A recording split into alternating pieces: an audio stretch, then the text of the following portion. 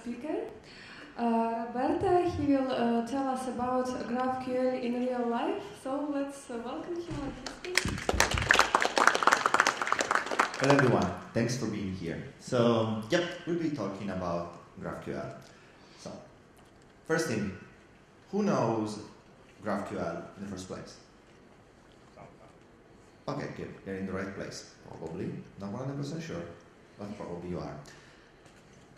Who uses actually REST API during their work or side projects or whatever? So, yeah, almost everyone. So, would you say that actually, since we're talking about this thing here, we are replacing REST? Raise your hand if you think that GraphQL replaces REST, and don't raise it if you don't think it does. Okay, good. You are all right. Good. So my talk is basically useless now, but yeah, I'll keep on talking anyway. So, first thing, I'll introduce you to the problem that we are trying to solve, if the clicker actually helps. Yeah, looks like it does not. Okay. So, the problem that we are facing was fetching all the data that we needed for our main screen. I show you what I intend for main screen. So, this is the portrait version of our app. Well, it really looks like a normal feed, like images, authors, blurbs of text, other things, but it really looked like a very simple news app.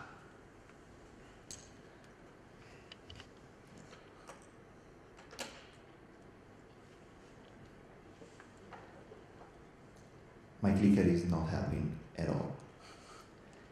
Yeah. Anyway. But when you actually rotate your phone, this is what you see. So you also need to draw and lay down all this stuff here. And all this stuff can be customized by the editors, yeah, those people that decide how you actually want to page a newspaper. And the idea is that on larger screens, you actually want to mimic the feeling that you had while reading a newspaper. So this is exactly what we did here. So we don't only needed the news, but we also needed the structure. Because, again, this structure can change at every release of the newspaper, which is every 6 hours. And we don't really release the app every 6 hours. I mean, it would take a bit too much. So, the first iteration of this screen was all done by using REST requests. And this brings us to the question that I actually asked a few minutes ago, which is GraphQL actually replaces REST? You may be surprised, actually not because you all were right, that they are not a replacement for one another, because they solve different issues. And they are actually two very different things. But let's see what's different together. So, the first big difference is that we are talking about an architectural pattern on one hand and the query language on the other. So basically, GraphQL means literally graph query language, while the rest is a very long acronym for things I don't really remember, but it's an architectural pattern. So you decide that your application will be architected on top of that. While, well, basically you can also implement GraphQL over REST, because basically it's what it is. It's a post request with a very long parameter. Like, really long. The whole query is a parameter. But here, actually, what we have is the fact that REST, at least on Android, doesn't really have standard tools. I mean, if you're an Android developer, most of the times you will be using Retrofit. But that's not a standard. That's something that we made our standard because it's super convenient, it's super helpful, but it's still not a standard. There is no clear specification upon REST. I mean, they tried, but it's not super clear. Everyone can basically implement it in the way they want. And sometimes this might be a little bit surprising. Just imagine if you were using some APIs and you were expecting that an error would result in a 400 error or something like that, and you actually get back a 200 with an error state inside the response. I mean, nothing actually tells you not to do that. I mean, logic will tell you not to do that, but yeah, I mean, it happens. At least it happened to me several times. Also, REST doesn't really care if you're running on HTTP. You can run on anything. It's actually its biggest strength. And it's designed to decouple the API from the client. So you basically, well, API and clients are two different things, okay? On the other hand, GraphQL actually relies on HTTP. It's a single endpoint that we want to run on HTTP. It has a clear set of specifications. It's not a standard. They filed the draft for that to become a standard, but yeah, it might take time. And there are a lot of tools around GraphQL. And of course, it has been optimized to give you more flexibility. Another big difference is that most of the times REST leverages protocol. I mean, it's not something that is prescribed, but it makes sense.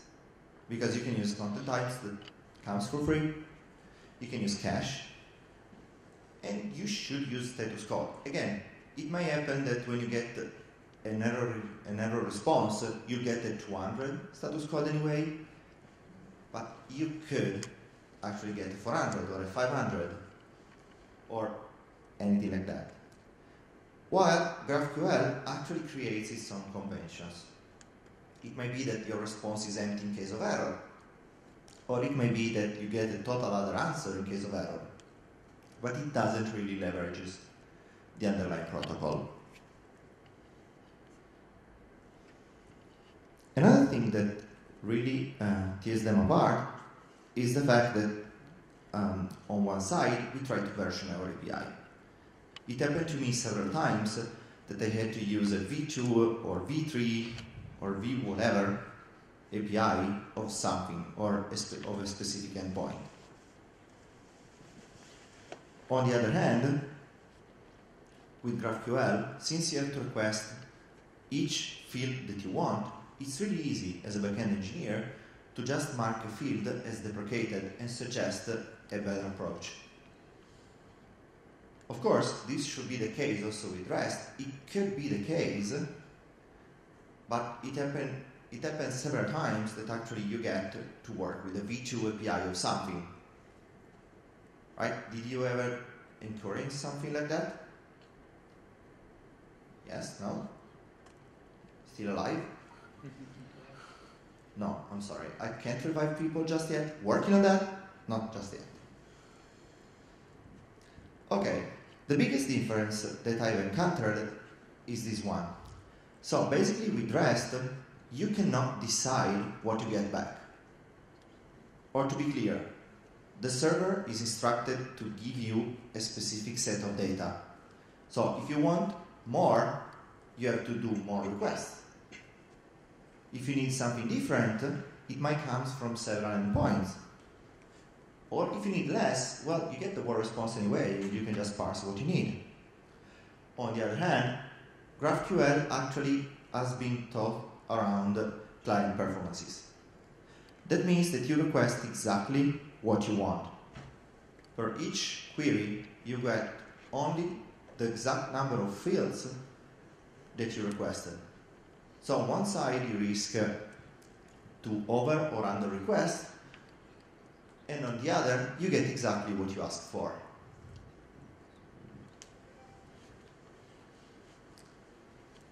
And then, yeah, as we mentioned earlier, with REST, you actually can have can leverage the protocol cache, while with GraphQL, you somehow have to do your own cache. But luckily, there are ways to do so. So, at least at some point. Also, well, of course, we can pass parameters to a REST request. Usually, you can do that as query strings or as post parameters. But the real difference with GraphQL is that GraphQL is a fully fledged query language. So parameters are a part of the language. So it's super easy to see what parameters you are passing. There is no encoding. Well, there is some sort of encoding, but not much. And it's super easy to spot everything at the right moment. And yet again, with REST, you usually have multiple endpoints. You don't request everything to the same endpoints. That means that you have to first think where each request should go. Should it be on this endpoint or should it be on the other endpoint? So imagine a login. Usually it's below the authentication one. But it could be under the user endpoint because you mine it for the profile or something else. With GraphQL, you don't have that. You have one single endpoint, and this will reply to all the queries.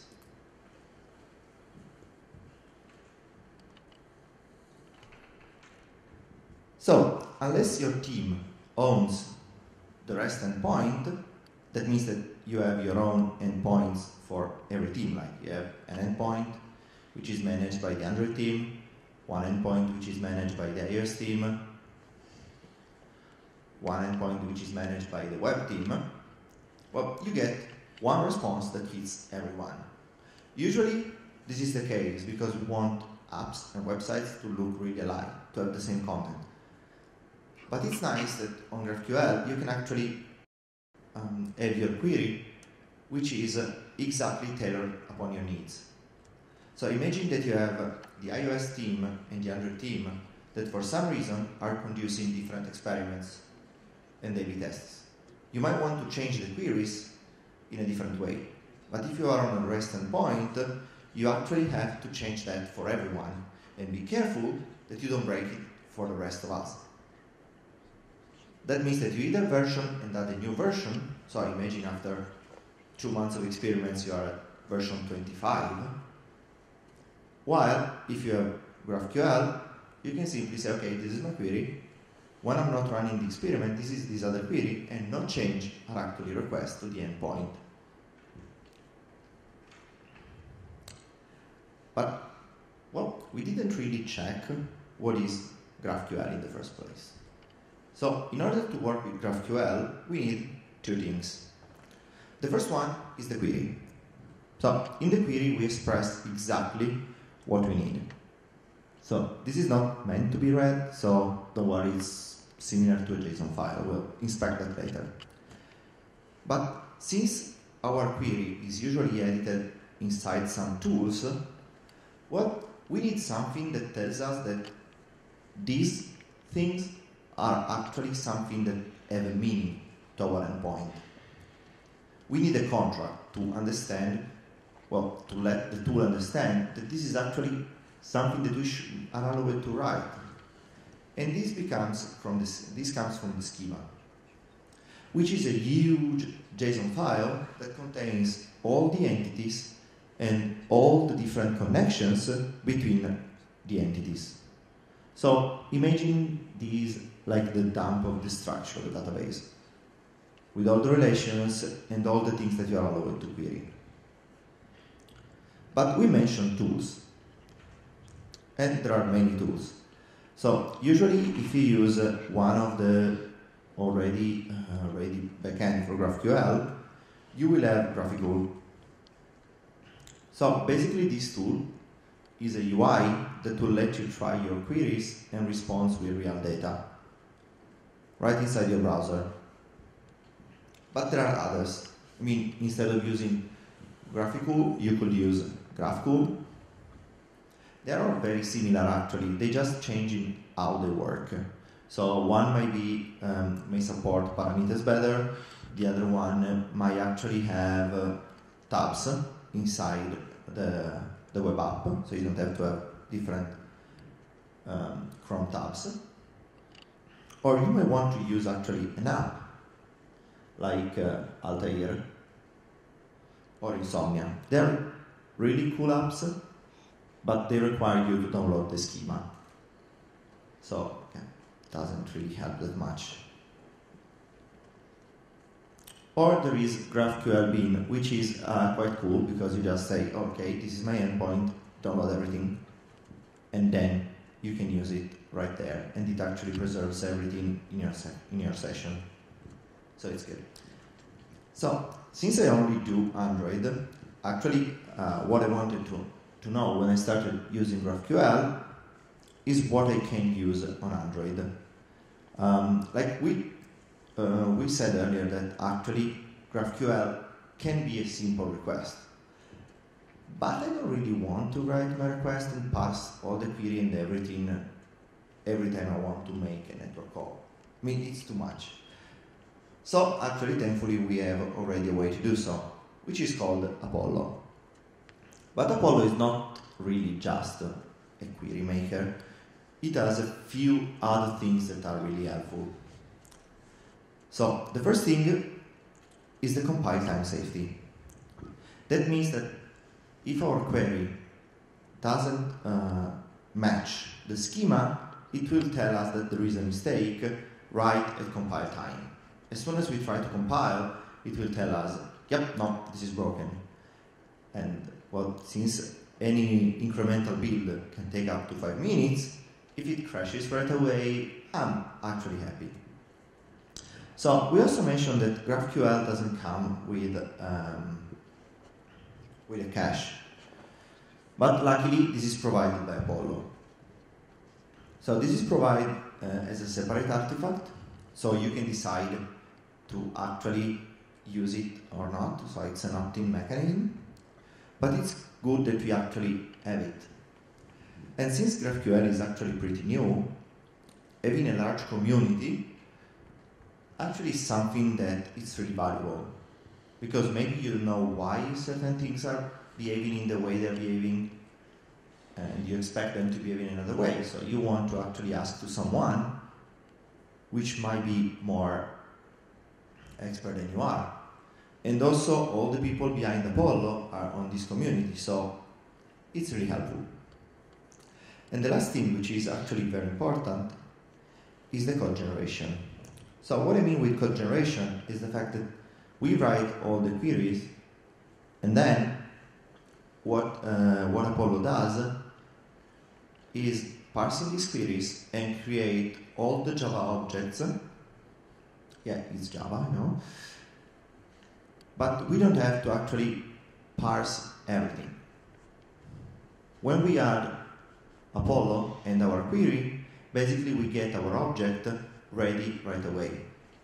So we can get everything that we want and just use it right away. So in order to add it, the first thing that we need to do is actually importing the plugin. Because in order to do all its magic, it actually needs, well, a bit of help. Then, in our main module, or whenever we want to use the plugin, we need to add set plugin and a bunch of dependencies. Actually, now it also uses coroutines, so you are not bound to use RxJava, or anyway, you can just use the normal callback approach, like Retrofit actually does also now. But you can simply add the support for RX2 or coroutines, and it would actually work with any threading framework. But of course, it has some downsides. Actually, one is, which is very big. So we actually saw that we can add the plugin, but if for some reason we don't have the schema ready, or we didn't add any file with extension GraphQL, Well, actually, it will not work. It will crash our build because it doesn't, well, it expects us to provide everything right away. Actually, for the last point, if you add a file that ends in GraphQL, but it's an empty file, it won't complain. So, as soon as you add the plugin, you actually need to also add the schema and a query file. Well, it's actually a pretty big of a deal, but let's see other cool stuff about GraphQL. So, something that I really care quite a lot is testing. And I know that everyone says that, but I really am quite noisy about testing. And GraphQL gives us two tools. So, the first time, again, is the compile time safety. Because this is not really code that you are going to write and touch every day. So you want something that will tell you right away that you are doing something wrong. And the other one is the integration with mock web server. Okay, so I told you earlier that when there is something wrong in the query, you can actually see your build fail. And this is actually an example. So if you, for some reason, mistyped the name of a field, well, it will tell you right away, and it will give you also the closest suggestion to the solution. So of course, here was easy because it was name and name. So it was really easy, but how it works behind the hood is actually checking the schema and seeing what parameters could be matched to what I have in the schema. So if something is not on the schema, it will just crash and say, hey, I don't know how to proceed. So, well, you have to help me there. On the other hand, you might want to test that your query, and maybe you have some mapping mechanism in place. And, well, there is something not super good about this, is the fact that with the version we are using, not sure which that is the super latest, basically the annotation used by Apollo are not taken into consideration by Kotlin. So something which is marked as not nullable, well, it's not understood. So you might find yourself in using the question mark way too often because the annotation is not parsed correctly by Kotlin. I honestly don't know why, but it happens. So, in order to actually use a mock response, the first thing that you need to do is simply create the mock server rule, give your response, which is basically a copy-paste of what you get in one of the tools that we mentioned earlier. And then you just build the client, more or less like we will do with retrofit, and pass the mock web server URL. Of course, Apollo relies on HTTP, so we can do a bunch of nice things there. But, well, why did I create this test in the first place? Well, that was a nice issue that we had. So, this is more or less how our app works. So we have our mobile apps that hit the content delivery network, and it will hit the backend when needed. And the CDN actually has a cache for each request. But actually this cache has an 8 kilobyte limit. And, well, our query was 7.9 kilobyte. So, well, we were pretty close to the edge, and we wanted to be sure that if we added any field, we actually will not hit that limit, because if we hit that limit, actually the query could not be cached. And we have quite a few clients, so if everyone actually hits our backend right away, our backend is not going to survive. But this is why we have a CDN in front of it. So, of course, we had two solutions. Well, we started with one solution, and actually then we found the second one, which is way better. So the first solution is actually OKTTP interceptor. So what we did there is actually measure the JSON that we were sending. We saw earlier that the query is basically a script, and we could measure that, and we had a good way of understanding how much data we were sending. But there was something way better, which was included in one of the latest alpha of GraphQL, of Apollo, sorry, before being published. And this is the support for automatic persistent queries.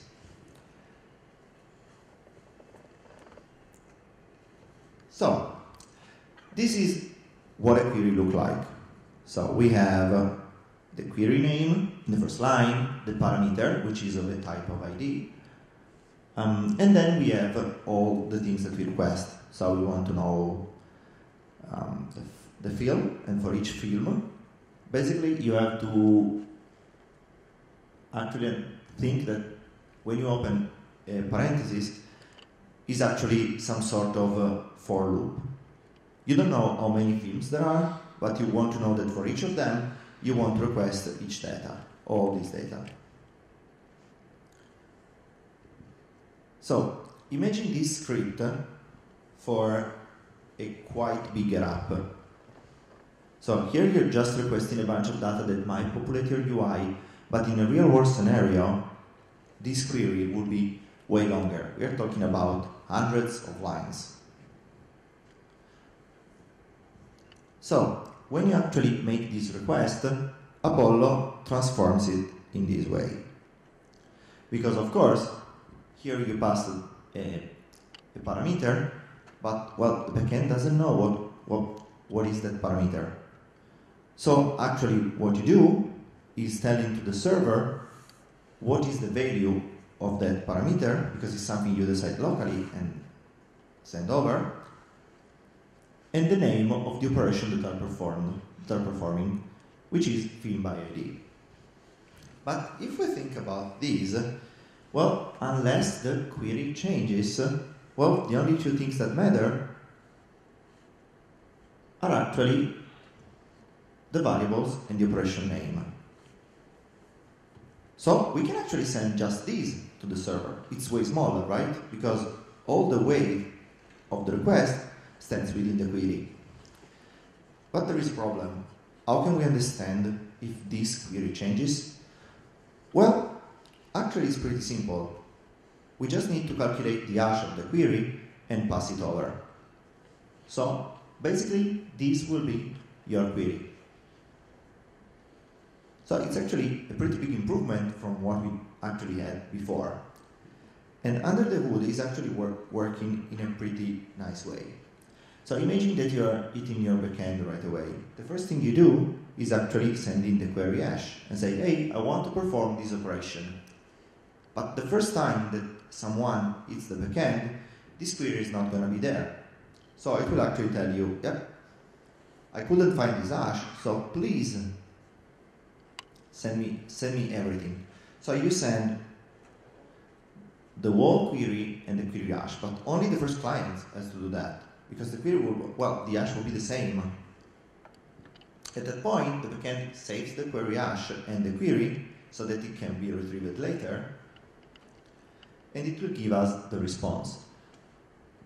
So, for the second time we do this request, only the first and last arrows will be the one performed. So we save quite a bunch of stuff there. And in order to actually test all this stuff here, let's take just the declaration of the test, so we're pretty familiar with that. We just need to add a single flag, which is here. So, of course, there are a few things that are not mentioned in the documentation, but you will find pretty soon as you start working with Apollo. The first time is that you can actually name fields. So, if you don't like the name source ID, you can simply name it asset ID or fingerprint, or actually I don't name everything because I didn't like it.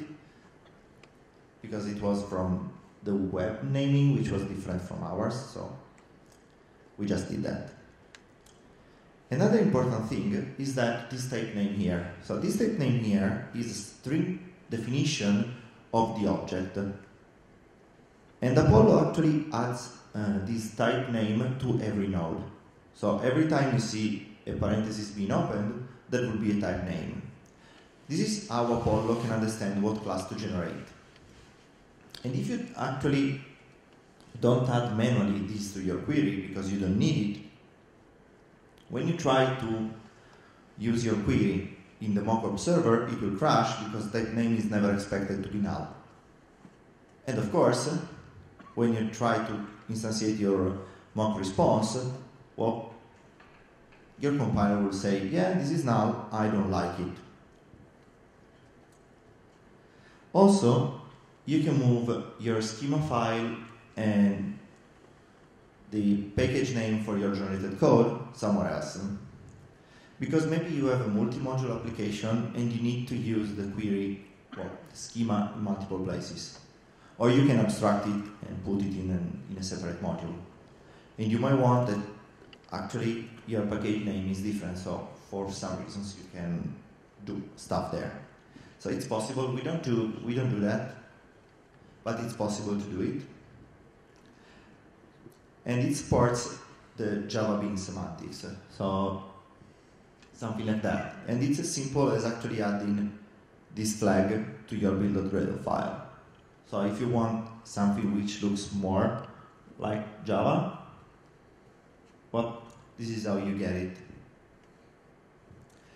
And one thing that I learned the hard way, the first time I was using GraphQL, is that since it actually uses Node.js and it downloads something every time, you want to be online at least the first time that you're generating something. Because otherwise, basically, Node.js will just stay there pending and your build can last for hours. I might have done that because I forgot that, so I was on a plane for 30 minutes staring at my screen. But yeah, now I know it, so I added it here. Okay, so I think I'm finished, and now I'm open for questions.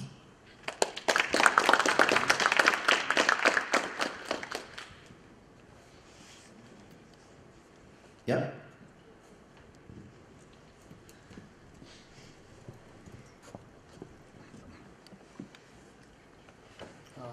Thanks for the presentation.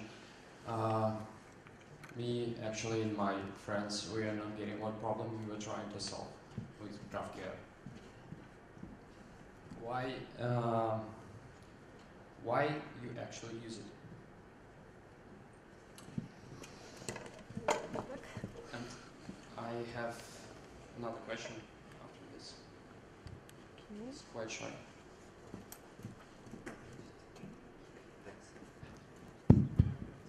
Well, we use GraphQL basically so that we can recycle most of the requests. So one feature that I left out of the presentation is the possibilities of actually request the same amount of data for different type of objects. So in our case, we have several types of different articles. They might be interactive articles, they might be videos, they might be slideshows, or they might be articles, but they all have a very big subset of data. Like, for instance, everything related to the author, like everyone is being written by one or more authors. And each author actually has pictures, name, role, some other things I don't remember. So the amount of things that you can request is pretty huge. So using Fragments, you actually trim down the size of your query, and with one query, we get everything that we need. And we can reuse these fragments in several parts of the app. And we get always the same data. So it's also easier than to isolate all your data, create mappers upon this data, so you use your own data type instead of those generated by GraphQL, and use them. Also, another thing is that we don't need any backend change when we need to add or remove something. So if we don't use the author image anymore, we just remove it and that's done. It's fairly quick for us to actually change something there. Our iOS team, I don't know if they still do it, but they used to do that in the past, actually created their own GraphQL framework, so they could have dynamic queries, so basically something that you downloaded from somewhere else and request everything and then parse it in some magical ways. So it helped us in many ways. We could have done the same with REST, of course, but it would have taken us much more time. Yes, because I've seen a solution I had experience before with using external APIs, and they had a parameter when you can send the keys what you actually want to get with each request. And you may get the whole model, but you can specify the keys and the specific model will be returned. So. I'm not sure I understood the question. Okay, maybe I'm asking it wrong. So I just wanted to know which way this is better than REST. Because I'm not familiar with this. Well, I would say the tool that you're more familiar with. So for us, it was a company decision. We all grouped and decided that this would have been easier for everyone, but everything can be done in millions ways, so whatever you find yourself more comfortable with is basically the good way for you. So I can't really tell you which one is better. I think it really depends. Okay, thanks.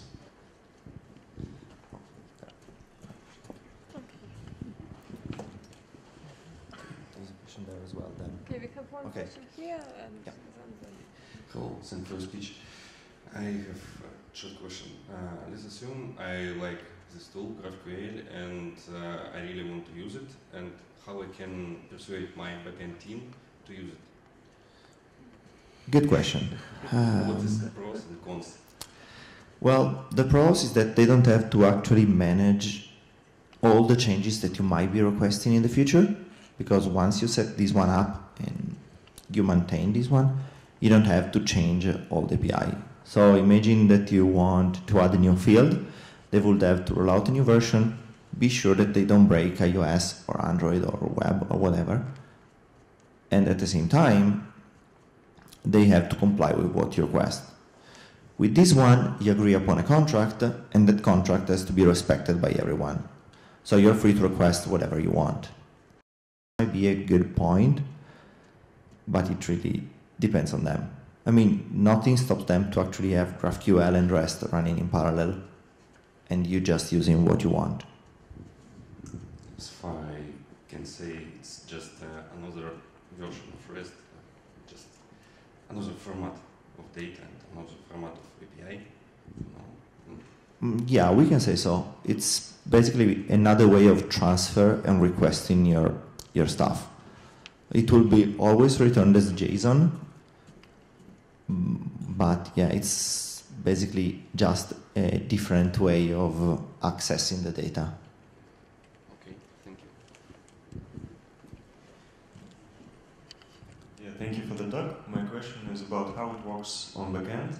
I mean, like, should I implement some mappers from my schema to SQL or MongoDB or whatever, or it has some framework already built for us? Actually, Apollo comes with all the possible integrations. So I don't know if it works on backends written in Java, for instance, but I know that it works with backend written in Node. And so actually I think that they have quite a lot of libraries there. So you might still need to integrate it in some way, but it definitely have already all the schema and the generation in place. So you can just import that library, implement it in your code, and it should actually work. They should also have the schema generation right away. So I think that they definitely support SQL, but I'm not 100% sure. Thank you.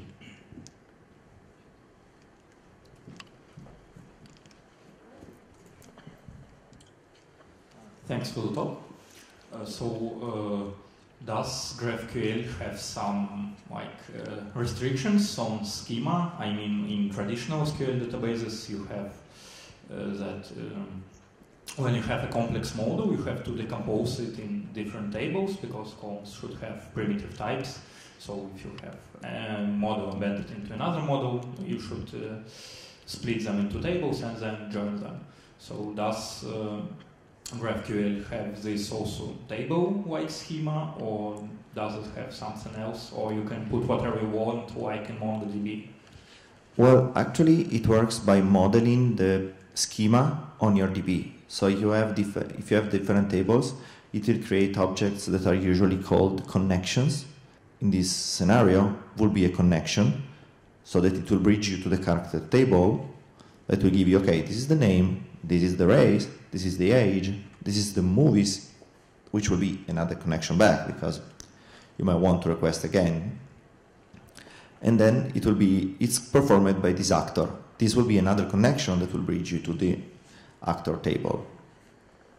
So it really models upon your database and the relations that you define.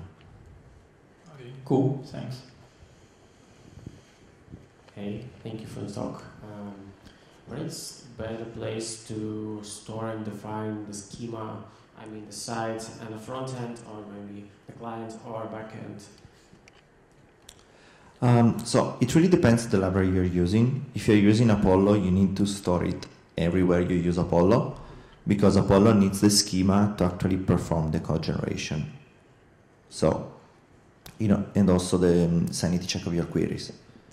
I mean, it's like presentation layer, and if you have different clients and they need different schemas, so you should only have one schema. Actually, you are forced to use only one schema that should contain everything for everyone, and actually not shipped to production. So it's something that you only need a compile time, because once you have the query encoded in your app, you don't need the GraphQL or the schema anymore, because you already know that it's correct. So actually, I would say that it's something that stays way below the presentation layer. Okay, thank you.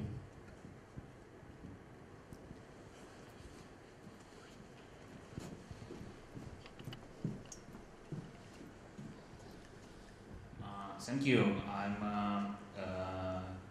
I don't know about GraphQL and Android, and I have a question. Is the Apollo the only one solution for Android? I think there might be another framework, but more or less like retrofit, I would say that Apollo is the one that everyone uses. So it's by far the most spread, but I think that actually nothing stops anyone else to actually create a new framework, because it's simply a post request that sends the whole query. So, I mean, nothing stops you to actually even writing it again using REST, retrofit, for instance. Okay, thank you.